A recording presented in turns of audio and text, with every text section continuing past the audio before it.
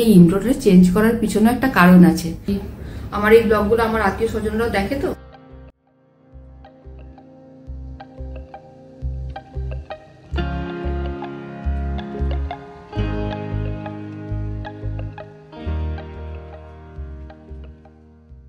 Hello, কেমন আছো সবাই? মনীষা নতুন আরেকটি ব্লগে স্বাগত জানাই। আজ বুধবার, এখন বিকেল 5:30 বাজে। আজকের ব্লগটা এখন থেকে শুরু করছি। আমার ইন্ট্রোটা শুনে তোমরা নিশ্চয়ই ভাবছো যেটা কার চ্যানেল দেখছি। না না, তোমাদের কোনো ভুল হয়নি, এটা মনীষারই চ্যানেল। আজ থেকে এই ইন্ট্রোটা একটু চেঞ্জ করেছি। এই ইন্ট্রোটা চেঞ্জ করার পিছনে একটা কারণ আছে। চলো আগে একটা ওয়াটারমেলন ড্রিঙ্ক বানিয়ে নি, তারপর তোমাদেরকে সব বলছি। প্রচন্ড গরম, দেখো পুরো ঘেমে গেছি। ওয়াটারমেলন ড্রিঙ্ক বানাবার জন্য ওয়াটারমেলন থেকে ভালো করে বীজগুলো সব ছাড়িয়ে পরিষ্কার করে নিয়েছি। এবার এটাকে মিক্সিতে ব্লেন্ড করে নেব।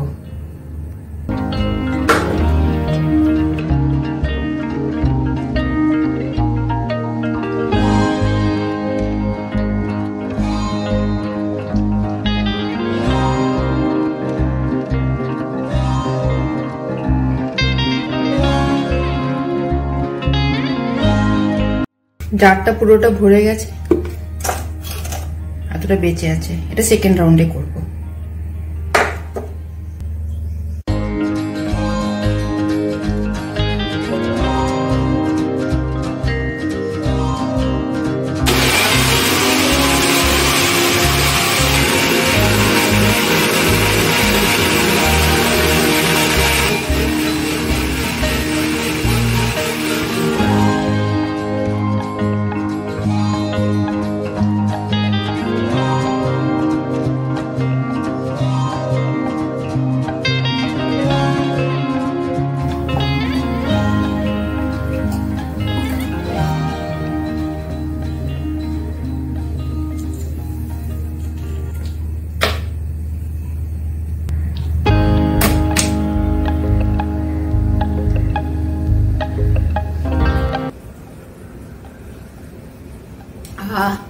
খুব ভালো হয়েছে।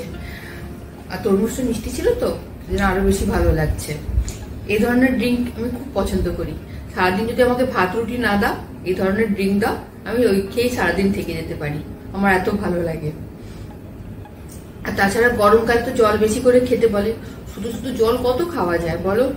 ম্যাঙ্গো শেক হলো, তরমুজের এই শরবত হলো, এগুলো বানিয়ে একটু ঘুরিয়ে ফিরিয়ে খেতে বেশ ভালো লাগে।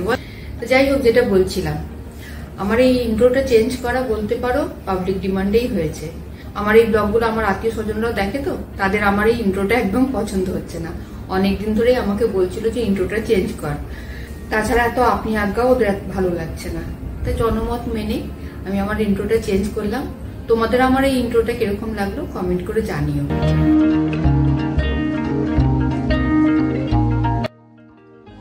এখন সন্ধ্যে 7:30 মতো বাজে। আবার রান্নাঘরে হাজির হয়ে গেছি। চলে এসেছি ডিনার তৈরি করতে। আজ ডিনারে বানাবো চিকেন মোগলাই পরোটা। এই মোগলাই পরোটা বানানোর জন্য বোনলেস চিকেন কিমা করে নিয়েছি। তবে কিমা আমি মিক্সিতে করিনি, ছুরির সাহায্যে কিমাটা করে নিয়েছি। তার সাথে কিছু পেঁয়াজ, রসুন, আদা, কাঁচা লঙ্কা কুচি করে কেটে নিয়েছি। এদিকে প্যান গরম হলে দিয়ে দেবো 2 চামচ মতো সাদা তেল। গরম তেলে প্রথমে পেঁয়াজ কুচি দিয়ে একটু ভেজে নেব। দেখো পেঁয়াজ সফট হয়ে গেছে। এবার এর মধ্যে কুচি করে কাটা রসুন, আদা, কাঁচা লঙ্কা দিয়ে একটু ভেজে নেব। কদিন পর আমরা বেড়াতে চলে যাচ্ছি তো, তাই বাড়িতে যা মাছ, মাংস, ডিম আছে সব রান্না করে ধীরে ধীরে শেষ করে দিচ্ছি। একটু ব্রেড ক্রামস থাকলে ভালো হতো, কিন্তু আজকে বাড়িতে ব্রেড ক্রামস নেই। এদিকে দিয়ে দিলাম অল্প হলুদ গুঁড়ো আর কাশ্মীরি লঙ্কার গুঁড়ো। সব মশলাগুলো ভালো করে মিশিয়ে এবার দেবো চিকেন কিমা। কিমাটা দিয়ে একটু ঘন ঘন নাড়তে থাকবো, না হলে চিকেনটা তলা পেকে যাবে। শেষে দেবো গুঁড়ো গরম মশলা আর নুন। এই সময় গ্যাসের ফ্লেমটা লোতে করে চিকেনটা ভালো করে কষিয়ে নেব। বাড়িতে ব্রেড ক্রামস পুড়িয়ে গেছে। এই সময় 2 চামচ ব্রেড ক্রামস দিতে পারলে না টেস্টটা আরো ভালো হতো। কি আর করা যাবে, আজ বাড়িতে যা আছে তাই দিয়েই বানাচ্ছি। এদিকে কিমা ভালো করে কষানো হয়ে গেছে। এবার চাপা দিয়ে একটুক্ষণ হোক। ততক্ষণ মোগলাই পরোটার সাথে খাবার জন্য আলুর তরকারিটা চাপিয়ে দিই। আর তরকারির জন্য সর্ষের তেল ব্যবহার করছি। তেল গরম হয়ে গেছে। এবার ফোড়ন দেবো শুকনো লঙ্কা আর জিরে। এদিকে ফোড়ন ভালো করে ভাজা হয়ে গেছে আর ফোড়ন থেকে সুন্দর গন্ধও বেরাচ্ছে। এবার অ্যাড করে দেবো ডুমো ডুমো করে কাটা আলু।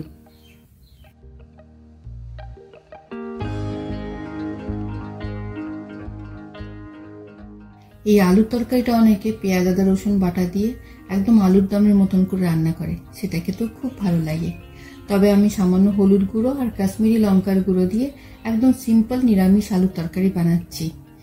গরমে এত তেল মশলা খেতে আমার একদম ভালো লাগে না, আর স্পাইসি মোগলাই পরোটার সাথে এরকম সিম্পল আলুর তরকারিটাই আমার বেশি ভালো লাগে। এদিকে মোগলাই পরোটা স্টাফিং একদম রেডি, একটু ঠান্ডা হলে পরোটাগুলো বানাবো। এবার এক টুকরো টমেটো আর স্বাদ মতন নুন দিয়ে একটু নাড়াচাড়া করে দিয়ে দেবো পরিমাণ মতন গরম জল। তরকারিটা একটু মাখা মাখা হবে তো, তাই জলটা একদম মেপে দিতে হবে। শেষে দিয়ে দেবো উপর থেকে দুটো কাঁচা লঙ্কা। এই লঙ্কাগুলো খুব ঝাল, তাই দুটো লঙ্কা দিচ্ছি, তোমরা চাইলে আরো বেশিও দিতে পারো। ঢাকা দিয়ে চলে এবার পরোটাগুলো বানিয়ে নিই। তরকারিটা হতে হতে গরম গরম পরোটাও রেডি হয়ে যাবে।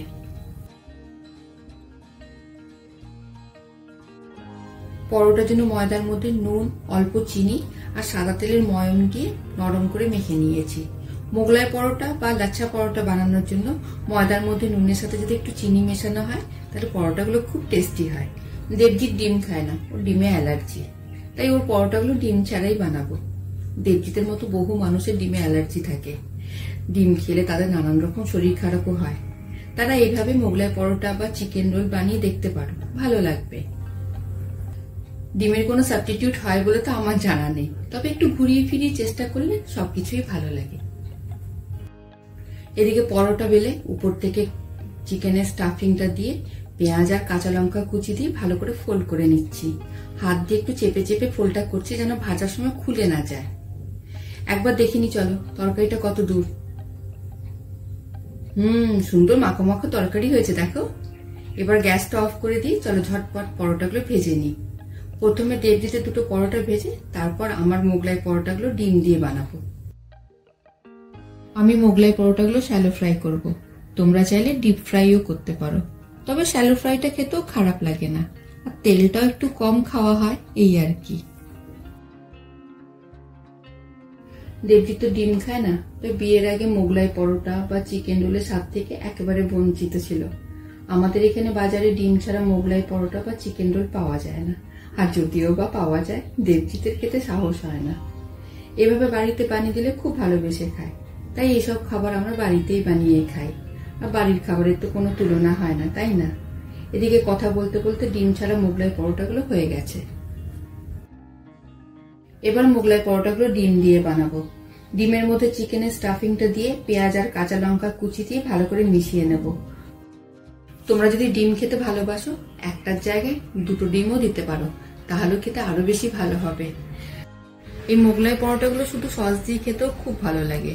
সত্যি কথা বলতে সবসময় তো গুছিয়ে রান্না করা হয় না, যখন তরকারি করতে পারি না তখন তো আমি সস দিয়েই খাই, ভালোই লাগে। এবার স্টাফিংটা পরোটার মধ্যেখানে দিয়ে আগের পরোটাগুলো যেমন ফোল্ড করেছিলাম সেই একই প্রসেসে ফোল্ড করে নেব। যেহেতু স্টাফিং এবার ডিম দেওয়া আছে তাই একটু লিক করতে পারে, একটু কেয়ারফুলি হ্যান্ডেল করতে হবে। তেলে ছেড়ে দেওয়ার পর আর চিন্তা নেই, ডিম সুন্দর সেট হয়ে যাবে। এই পরোটাগুলো ভাজতে বেশি তেল লাগে না, দেখো প্রথমে যতটাই প্যানে তেল দিয়েছিলাম এখনো অতটাই রয়ে গেছে। এই তেলে আমার বাকি পরোটাগুলো ভাজা হয়ে যাবে। তোমরা কিন্তু কমেন্টস করে অবশ্যই জানিও আজকের ব্লগটা তোমাদের কেমন লাগলো। যদি ভালো লাগে তাহলে একটা লাইক করে দিও, আর যারা এখন আমার চ্যানেলটাকে সাবস্ক্রাইব করোনি প্লিজ আমার চ্যানেলটা সাবস্ক্রাইব করে নিও। তোমরা ইউটিউব চ্যানেল, ফেসবুক পেজ যেখান থেকে আমার ব্লগগুলো দেখছো প্লিজ নিজের কাছের মানুষদের সাথে আমার ব্লগগুলো একটু শেয়ার করো। আমাদের ডিনার রেডি হয়ে গেছে, আজকের ব্লগটা এখানেই শেষ করলাম। নতুন আরেকটা ব্লগ নিয়ে খুব তাড়াতাড়ি তোমাদের সাথে আবার দেখা হবে। ততক্ষণ তোমরা সবাই খুব ভালো থেকো, আনন্দে থেকো। যাওয়ার আগে খাবারের রিভিউটা দিয়ে দিই। মোগলাই পরোটাগুলো তো দুর্দান্ত হয়েছে, সাথে আলুর তরকারিটাও খুব ভালো হয়েছে। আজ তাহলে আসি, টাটা।